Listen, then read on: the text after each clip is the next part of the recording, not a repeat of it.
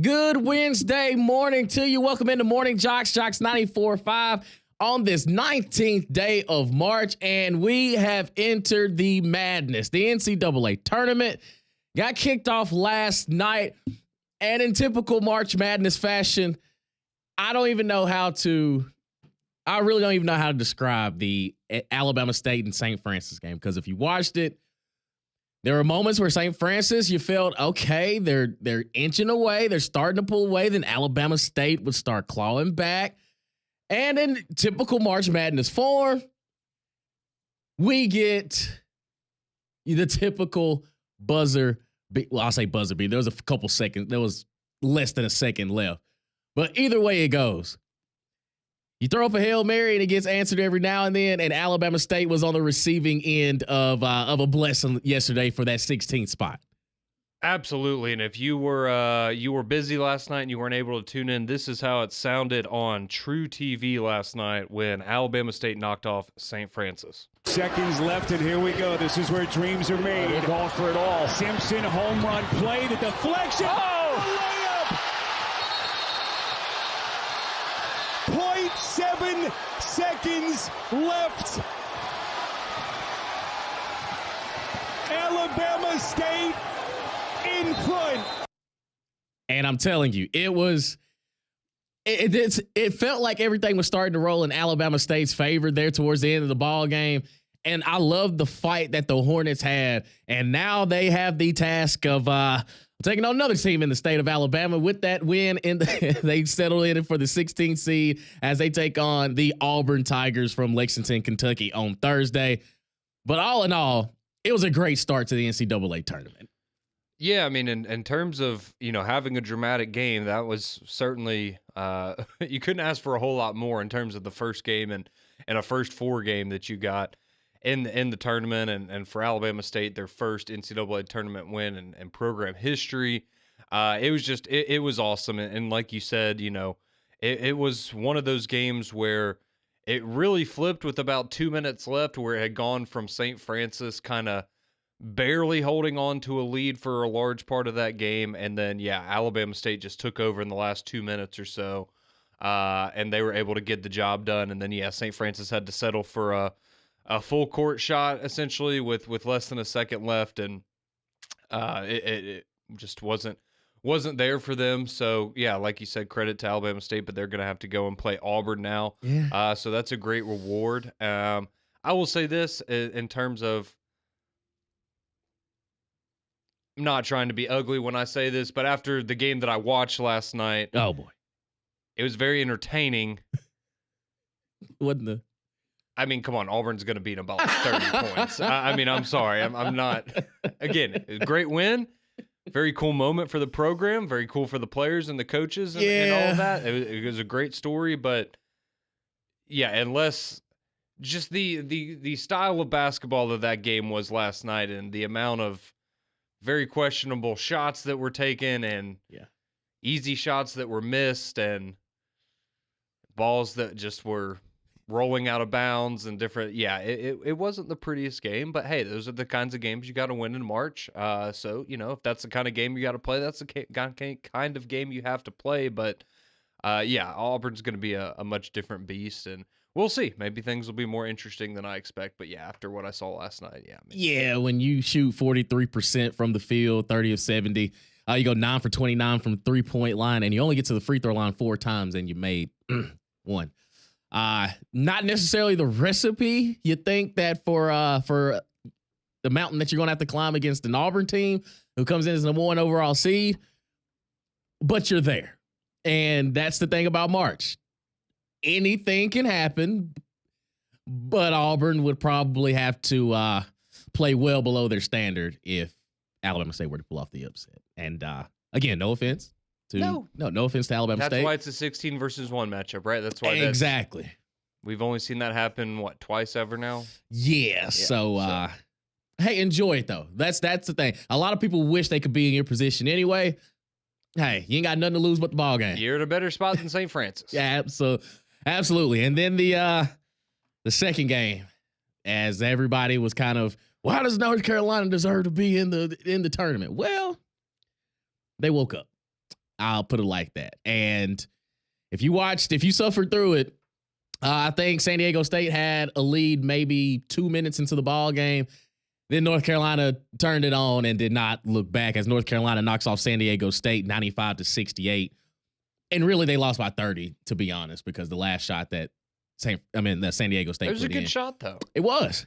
It was. It was one of those you could tell you're like, all right, this guy's just trying to make a shot he can put on his highlight tape. Exactly. And say, hey, I scored an NCAA tournament. Mm-hmm. You know, when he becomes a motivational speaker in the public and he's like, hey, I played an NCAA tournament. I hit a 3. Excuse me, sir, what was the score? That's not part of the issue. But North Carolina did go out there and truly lay the beat down on San Diego State. And now they are the opponent for the Ole Miss Rebels on Friday. So it should be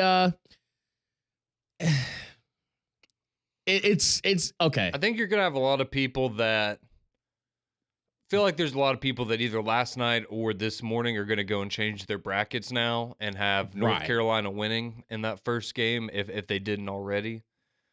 Let's not get too hasty. I was about to say I don't know if I would if I would go and do what they did last night was impressive, no doubt about it.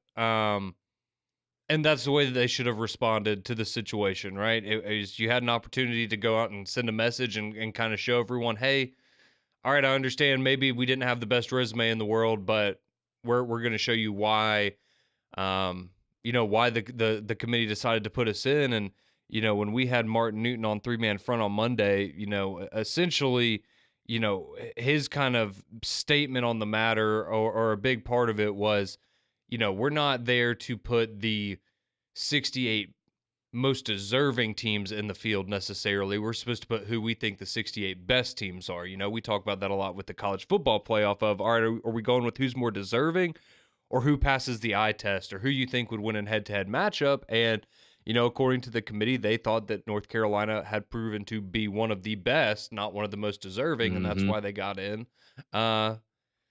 And we'll see, maybe they go and prove us wrong and they knock off Ole Miss and this is the beginning of, some sort of run that they're going to make in the NCAA tournament. But at least for, the conversation that was being had behind their back, and they're all aware of it. They know what people were saying about them getting into the tournament. But that's the only way you can handle it, right, is go out there and clobber your opponent and make everyone go, okay, yeah, maybe it wasn't that egregious that you got put into the tournament because – I mean, nothing against Indiana or West Virginia. It doesn't mean they wouldn't have won that game last night had they not been in that situation. But, okay, if we're arguing about who the 68th best team was in the NCAA tournament and they go out there in their first game and win by 30. Right. It's okay. I'm fine with it. Yeah.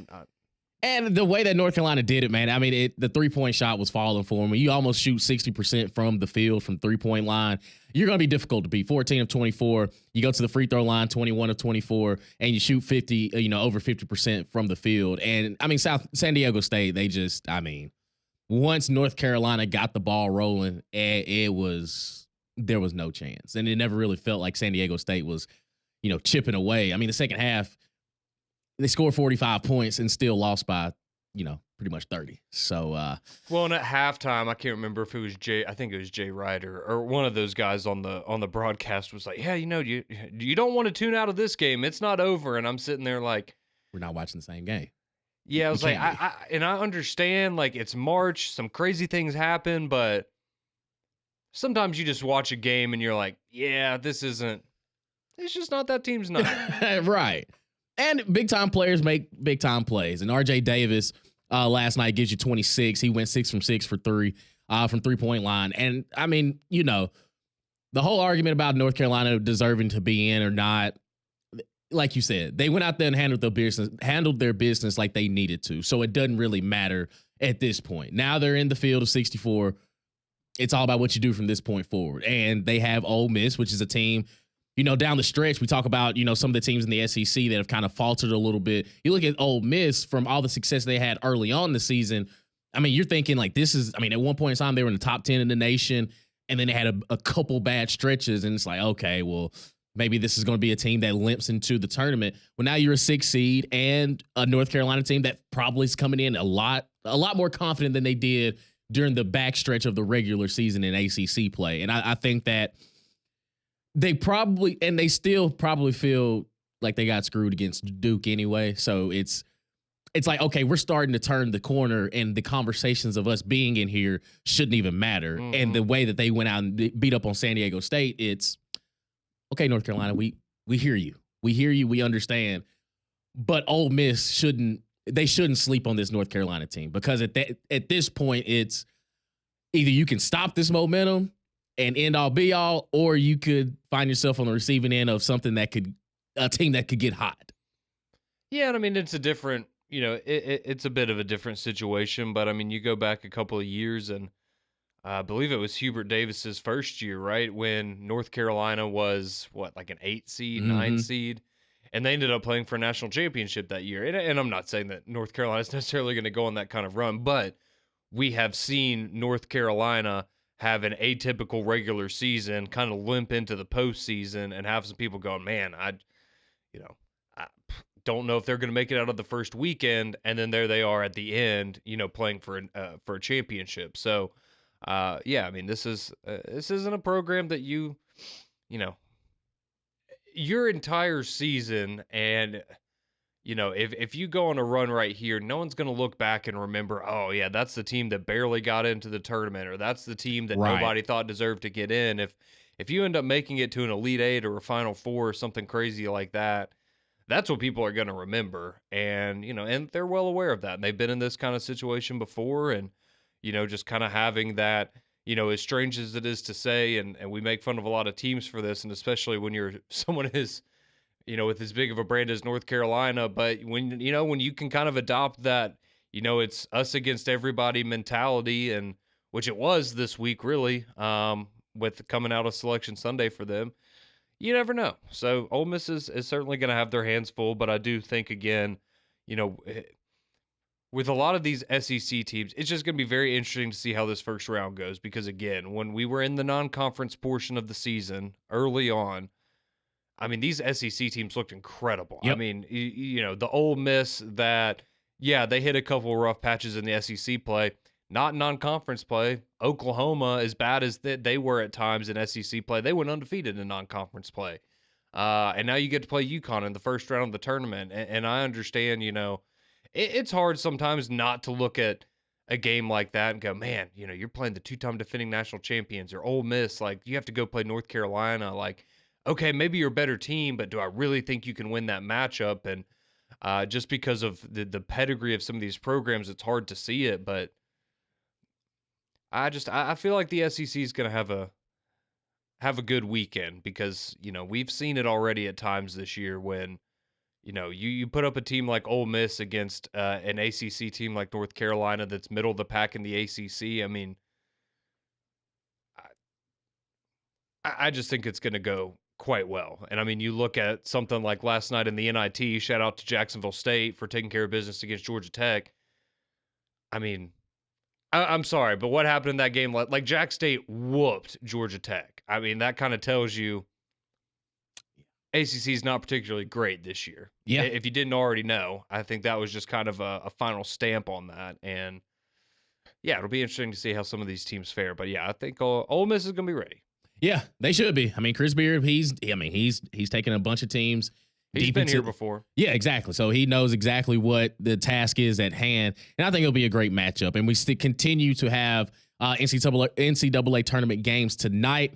Around 4:30, we have American taking on Mount St. Mary's, and we have some SEC representation as the Texas Longhorns take on Xavier right after that. And the winner of American and Mount St. Mary's gets to take on Duke.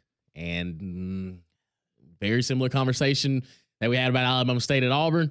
Same way I feel about Duke. If Cooper Flagg is 100%, which he probably is closer to that than he was this time last week, the mountain is high. But if you're Texas or Xavier and you win, Illinois, if you hadn't got a chance to watch them, like they're kind of one of those, you wouldn't be surprised if they make a deep run, but you also kind of wouldn't be surprised they're out a little bit early, because they have a kind of just a momentum type. They're beatable. Exactly. Like, I don't feel as confident as them as the 6th seed as I do Ole Miss taking on North Carolina. It's like okay, I would, if Texas were to knock them off, say Texas wins, or even Xavier wins, they knock them off first round.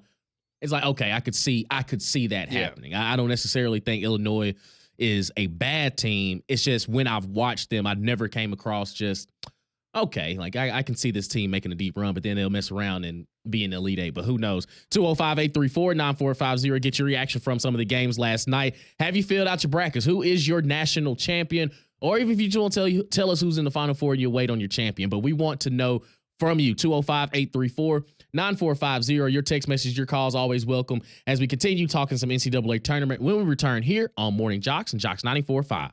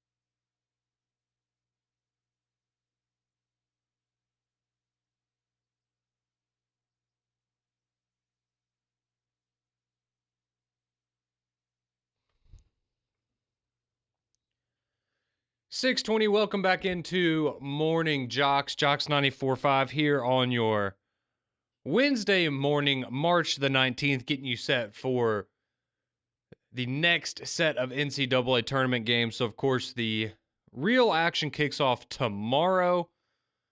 Starting around 11 a.m., you're going to get Creighton and Louisville. That's going to be the first game for you tomorrow. But tonight you do have two more first team in or last team in first four matchups coming your way, including one with the SEC involved, as Texas is going to take on Xavier in the late game tonight. Before we get to your reaction and continue to talk NCAA tournament, though, I did want to share this piece of news that came out of Tuscaloosa last night, and I wanted to get Damien's thoughts on it as well. But if you missed this, we've talked a little bit about Jalen Milroe and as far as the NFL draft is concerned and where we think he might go, teams we think he might end up landing with in the NFL. And, you know, something that we had talked about, this was a month, maybe 2 months ago, was somebody had done a mock draft. And there were reports coming out of Pittsburgh that Jalen Milroe would potentially be an option for the Pittsburgh Steelers because if you're aware, they're still kind of looking to figure out their quarterback situation. And so there's a report that came out of Tuscaloosa last night by Tom Pelissero, and he reports that Alabama quarterback Jalen Milroe had dinner in Tuscaloosa last night with Mike Tomlin, the head coach of the Pittsburgh Steelers, as well as their general manager, Omar Khan, and quarterbacks coach Tom Arth ahead of his pro day down there in Tuscaloosa. And the Pittsburgh Steelers have the 21st pick in the first round of the NFL draft. So just something to keep in mind, because I know we had talked about that a while ago, and it was one of those, man, would the Steelers really go that route? But they seem to be doing their due diligence at least, and maybe not a first-round selection necessarily at this point, but, you know, if you really think that he's the guy, you know, you've seen people have done crazier things than spend a 21st pick on a quarterback that they just fall in love with through the draft process. So okay. If you're Pittsburgh, you just signed Mason Rudolph, which sure, congratulations, back at home. But if you're going with Jalen Milroe, I think you're putting him in a situation like the Indianapolis Colts put Anthony Richardson, where you're banking on the potential that it clicks. And I think that you need a veteran. You've got to sign a better veteran quarterback to kind of show him the ropes. And eventually he could be that guy, but you need somebody in there that's had, even if you have like a similar skill set. Like at this point, why don't you re-sign Russ? If you're still going to draft Jalen Milroe, you can kind of find yourself, and I can't believe I'm saying this, but you can find yourself in a Will Levis situation where you don't have to take him at 21. Maybe if he's still available early second round, you make a trade with somebody, you can get him kind of early in the second. But I don't look at Jalen Milroe as a can't miss guy. Like I've seen enough of him for the past 2 years that then when they highs are high, absolutely. But when the lows happen, they're bad. Like it's absolutely bad. And if you're Pittsburgh, you just signed DK Metcalf. You've got weapons around him, but you end up losing Najee Harris.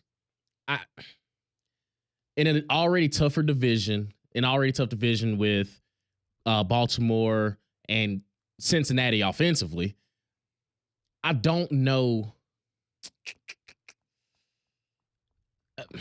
I just think that's like a project. Like it's very similar to Malik Willis, where if he were to click, you feel like the smartest person in the room.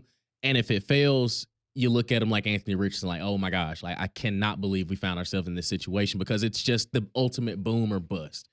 And not to say Jalen's talented, we've seen it, but I don't know if he's ready to be given the keys of a franchise on day one. Like and if you're banking on Mason Rudolph just because of familiarity, more power to you. But I think if you're Mike Tomlin, you're probably having the conversation of probably not going to take you that high. But if you are available early to mid-second round, we got you. But I think at this point, if you're Pittsburgh, why not run it back one more time with Russ and see if he is, if he can turn the page back to when, 2012, 2011, If not, then you can say, hey, Jalen, now is your opportunity. It's there for you. And I just that's interesting because I've seen mock drafts where Jackson Dart all of a sudden now is looked at as a top 10 to 15 pick. And I'm like, really? Like, okay, is it that big of a drop off and you just need a guy? Because, okay, Derek Carr, we know exactly who he is now. Like, he's on the back half of his career. He's closer to the end than he ever was the beginning. And maybe Spencer Rattler just isn't that guy.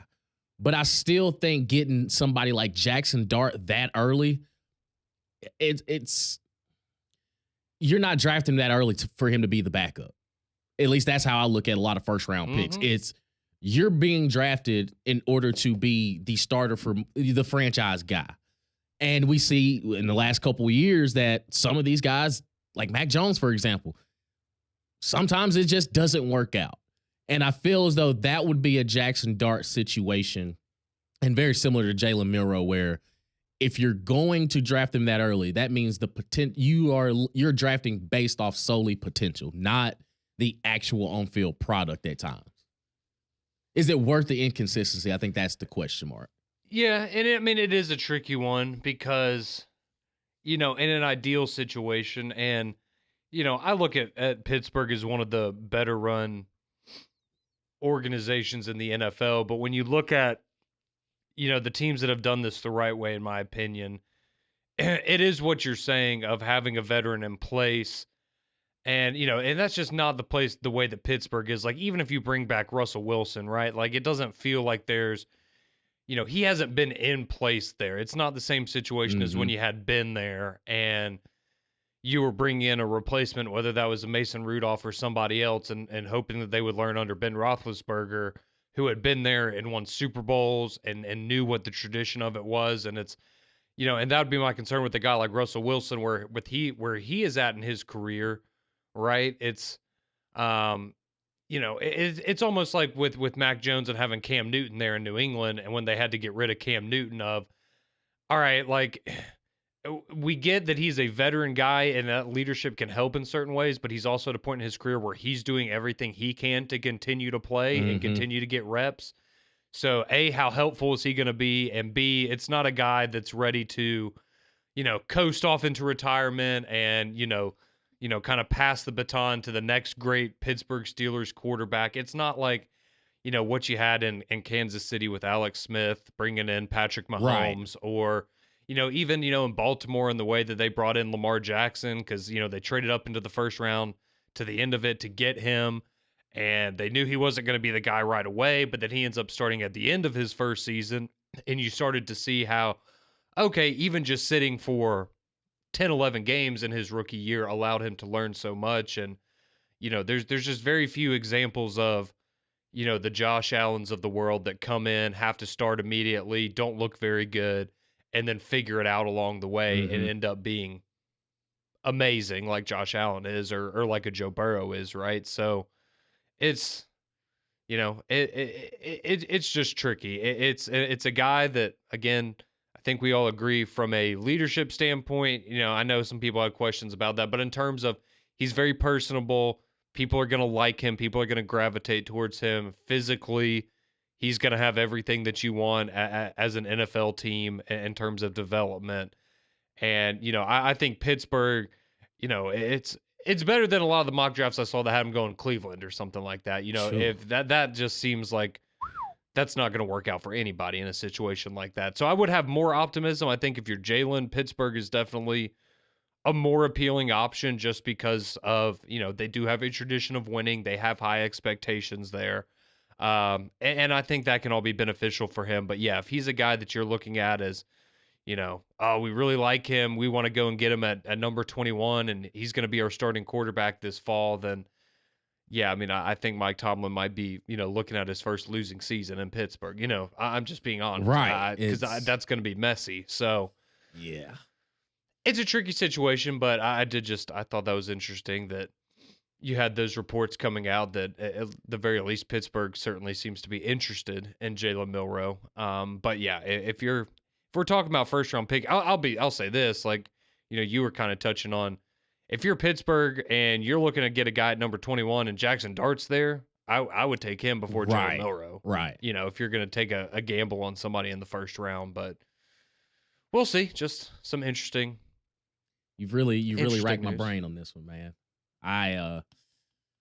Because like I don't want Jalen Milroe to fall into that Anthony Richardson situation where you're looking at, okay, in 3 years we're sitting here scratching our heads of why did we even get this guy? Yeah. Because and you're already in a better position, or at least the teams are, because nobody's taking Jalen Milroe with the top 10. You know, like Anthony Richardson was in that range where those are the picks you look at and you go, okay, that's where a head coach and a GM gets fired within 3 or 4 years because of how big of a bust that pick was. That's not how this would be with Milroe, but I mean, you again, like if you're taking him in the first round, you are forgoing getting another guy that could probably start for you this year and contribute for a guy that, I think most people look at as a project and somebody that realistically shouldn't be your starting quarterback for probably 2 seasons. Yeah. He's just not he's not there yet. No, and he can totally get there. Exactly. He could easily not get there, but it's just the pressure of being a first round pick and instantly going in and being that guy. Like I just.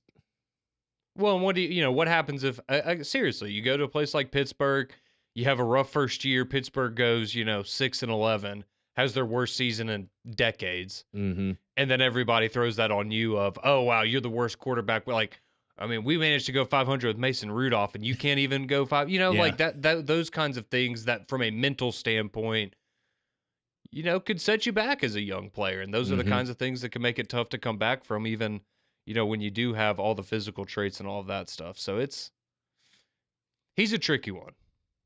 Somebody takes in and says Milroe is better than Richardson.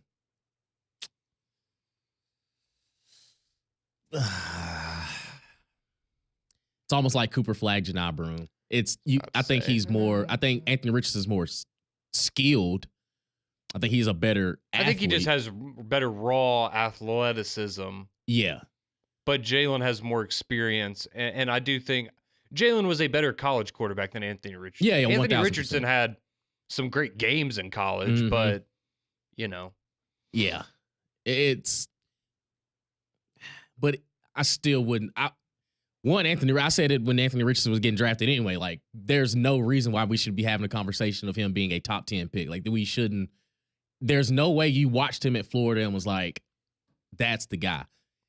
The potential is through the roof. Yeah, it's an upside pick. 1,000%. But Indianapolis, I felt like they were putting themselves behind the 8 ball anyway by like, okay, we'll take him this early. It felt like it was a risk, and now when you're signing Daniel Jones to be in a quarterback battle with him, that just tells me where you are in the quarterback room. Very Titan-esque. Yeah, absolutely. And if you're going to go down that route, again, like what you have to do, if you're going to go down this route, you have to go about it the way that the Ravens did, in the sense that you are going to dedicate your entire identity as a football team, or at least on the offensive side of the ball, to playing to that guy's strengths, similar to what Pittsburgh would need to do if you're Jalen Milroe, right? You got a running quarterback. All right, you need to build that offense around an offensive line, a running back, and some big tight ends. And that's what Baltimore went out there and did, right? Yep. And now we've seen how well it's worked out for them, and that allowed Lamar to develop into the passer that he is now. I will say, I always thought Lamar Jackson was a little underrated as a passer. Like, he was good in college. Like, it wasn't a debate in my mind of if he could throw a football or not. But, you've seen, now the Colts is an example of what happens when maybe you don't go all in on that identity. And I know Anthony Richardson's, he's had injury problems too, but, that's kind of how I look at Milroe. If that's the guy you want, fine. But you then need to, every decision you make moving forward at that point with your organization needs to be to put him in the best position to have success. And it's just hard for teams to go all in like that. But if you do and it hits, you can be like the Ravens and I guess still not win a Super Bowl, but make the playoffs every year. Yeah, you're right there. You're sniffing it. You're definitely sniffing it. 205-834-9450. We get to your text message, your calls on the other side. Keep it locked right here on Morning JOX and JOX 94.5.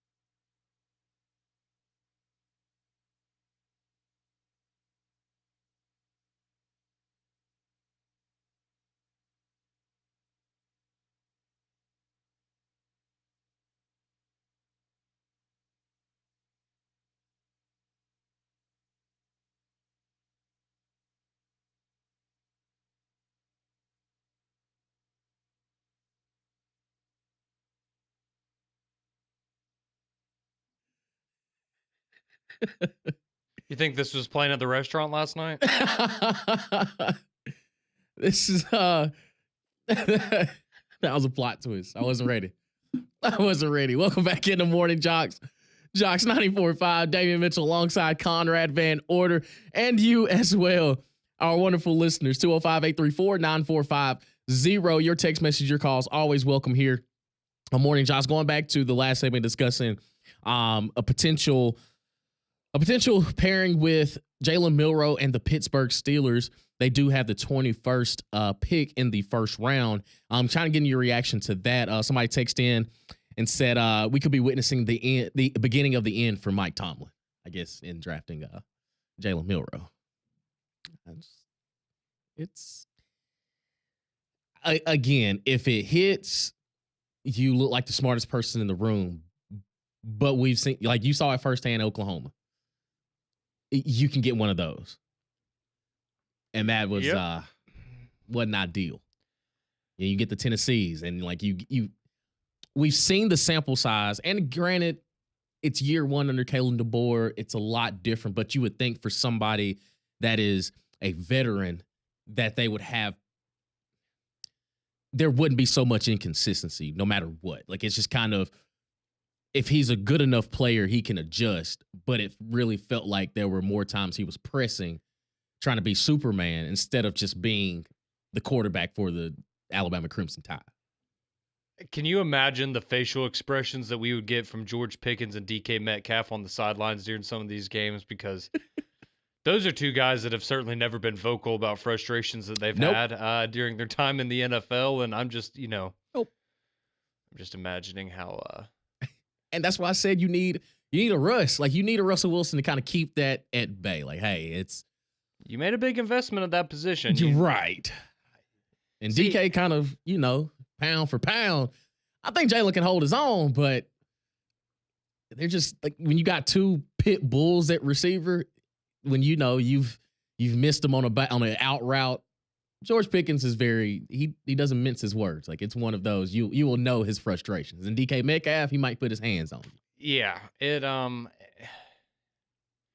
again, just a tricky situation, especially again because it's a franchise that Everson's been retired. You've been looking for that next guy, and you haven't been able to find them. Yeah. And the pressure that comes with that, and who knows? Pressure builds diamonds, right? So maybe it works out, but yeah. It's just if that's if you're Mike Tomlin and that's what the future of your future job security relies on, who you get at quarterback and how that goes. I'd have some hesitations. I got you. Somebody, Tyler from, wait a minute. He says from Spartanburg. No, he says he's from Maplesville, but a couple text messages a while back, he said it was Tyler from Jemison, so I'm guessing he moved. Okay, well, there you go. Hey, he got to level up. He says, I agree with you, Conrad, about putting the quarterback in a good situation, unlike my Panthers have done with Bryce Young. Yeah, that was not a great situation. He seems to have turned a corner at the end of last year, though. Hopefully that. How come nobody references Marcus Mariota in this conversations of putting quarterbacks in good situations? Well, because that didn't work out. I mean, he was the number 2 overall pick, and we built nothing around him. Yeah. No, so it was in a bad situation. It was, yeah. No, that's a good example of a. Yeah. Yeah. But he also won a playoff game. Okay. So did Tim Tebow. That is true. Fair enough. Beat the Steelers, actually. Yep, sure did. Yeah, sure did. Demarius Thomas. Funny enough. That's wild. Joseph says, how many quarterbacks are you taking ahead of Milroe? Well, Cam Ward is going number 1 overall. Shedeur Sanders is going top 5, if not number 2. I'd put Jackson Dart ahead of him. And then that's where you get into the, it's like a flavor of the month thing. Like, what are you looking for, right? When you get to the next group where I would have Milroe, Quinn, like a Dylan Gabriel, that whole. Yeah. That next tier. Again, those are the guys that I think there are 2 guys that you look at as, all right, we need a starter this year. You got Cam and Shedeur. I think those are your 2 options. Everybody else is developmental. Yeah, and I could see where maybe in the right situation, a guy like Jackson Dart could go in and have success early, but even him, like, yeah, those are all guys that I look at as nice players. Mm-hmm. But if you're banking on them being a day one starter and carrying you to the playoffs, that, yeah. Yeah. We shall see. 205-834-9450. Let's go to the phone lines. Our buddy Jeremy in Texas wants to talk some Jalen Milroe with us this morning. What's going on, Jeremy? Good morning. How are you guys? Hey, no complaints on this Wednesday, my brother. Hey, I just wanted to thank you guys for the show. I used to I grew up in Northeast Birmingham and transferred back to Texas. Grew up, my dad was in the ministry there, and I grew up an Alabama fan. He met Bear Bryant. I just grew up a diehard Alabama fan when I was little, and then decided to go back to college as an adult, and I ended up graduating at Alabama. As like a dream come true. And Damien, I hear you every morning. I hate Texas A&M, just so you know too. So I like that. But I really appreciate the show, man. It brings me a little bit back home just to have a little flavor from Birmingham. So I appreciate the show every morning. You guys do a great job. Hey, thanks, man. We appreciate you, buddy. Absolutely. So a little bit on Jalen Milroe. Texas. Just living in Texas. I mean, obviously, football is king, and we have a lot of great players. High school is a great development for a lot of high school players. I think Jalen's deal, most frustrating with us was just the inconsistency. I think he really wanted to win, and I hope he does well in the NFL, but I'm with you. I don't know if he's going to be answered for any teams. He might get somewhere and do very well in the right situation. Mike Tomlin's been there a long time in Pittsburgh, so we'll see how that works out for him. But he might do great in the NFL. I don't know. I'm with you. He was a veteran, and some of the performance this year at Alabama was a little disappointing, but I do hope him well. I think he means well, and I think he wants to play well and play hard. And, at the end of the day, I know it's about performance, and it was kind of disappointing in some of the areas. But I'm not like some Alabama fans and have to win every game. I am diehard, but I understand situations, and we had a new coach, and I kind of changed a little bit of things, and I think we should give him some time. But, it is frustrating at times. But, again, I'll hang up. I appreciate the show, guys, and listen every morning. I really do appreciate what you guys do. So. Absolutely, Jeremy. We appreciate you waking up early in the morning, man, listen to us and have some fun talking ball. But, yeah, like I agree with him that Jalen Milroe, it was because we had seen it that, like, I go back to the month of November in 2023 where, Jaden Daniels he locked up the Heisman Trophy, but Jalen Milroe entered a conversation in a world where he completely changed his game. Like, he took it to a level we had never seen before. And when you see it, it's hard not to, like, oh, he has it in him. Like, he definitely has it in him. Like, that month of November, he was the hottest thing working on the football field.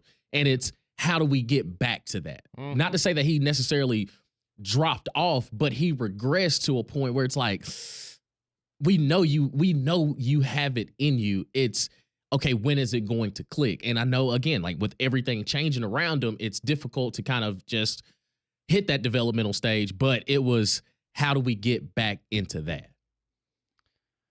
No, I think you're spot on. I think if you're him, you want to go somewhere where you have he just needs to go somewhere with stability, right? And he's the kind of guy that I don't think and I know nobody's really going to do well in this, but if he's a guy that has, 3 offensive coordinators in his first 4 years, that kind of a situation, a different quarterback coach that comes in, those are the kinds of things that are going to mess somebody like that up, in my opinion. And those are just the kinds of, those are the kinds of things you look out for. Obviously, as we've seen at Alabama, got to need to go somewhere that has a good offensive line in place, right? Like, and a lot of these things are, every quarterback wants that, obviously, but he is a special case. And as you said, at the end of, 2 seasons ago and the first month of this past season, really up through the Georgia game, it looked like he was a guy that was continuing to get better every time he touched the football field. And then for whatever reason, that all kind of went away and he regressed. And once you got into SEC play this year, it got pretty ugly. So, the potential's certainly there. There have been, again, I go back and look at a guy like Josh Allen, who had a fraction of the success that a guy like Jalen Milroe did in college. A guy that, barely could complete 50% of his passes.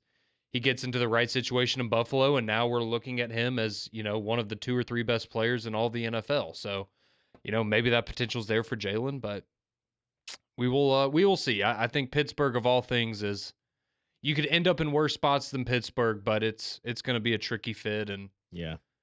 they're going to have to try to do everything they can to make it work if that's the direction they want to go. Absolutely. Well, it's March. We'll take a look at the NCAA tournament, the last edition of the first four, and we'll get the 64 field. We'll discuss the games when we return here on Morning JOX and JOX 94.5.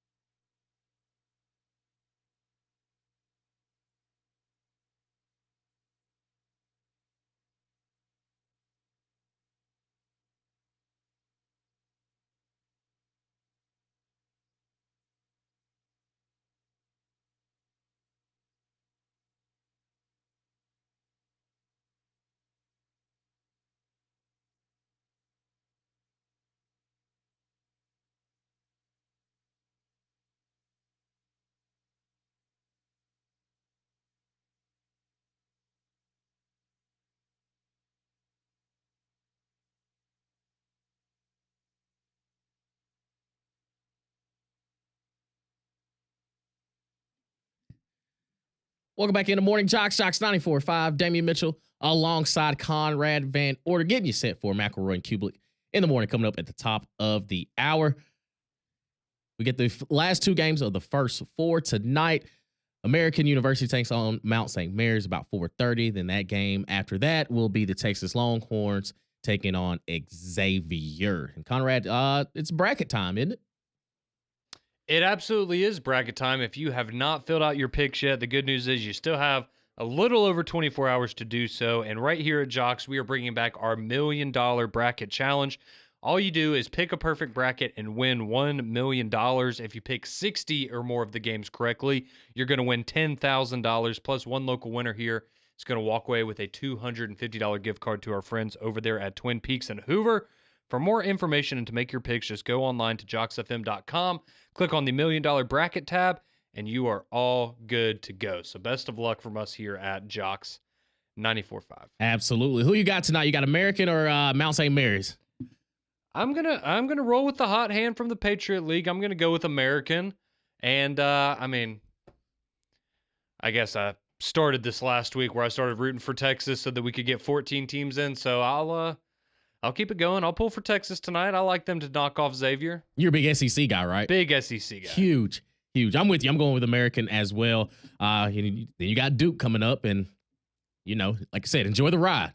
And I got Texas as well. I want to see Trey Johnson put the world on notice. Let's do it. 30 points. I'm telling you, you make your name for yourself in March. We've seen it all regular season, but now let the big dogs eat. Mac and Cube is next.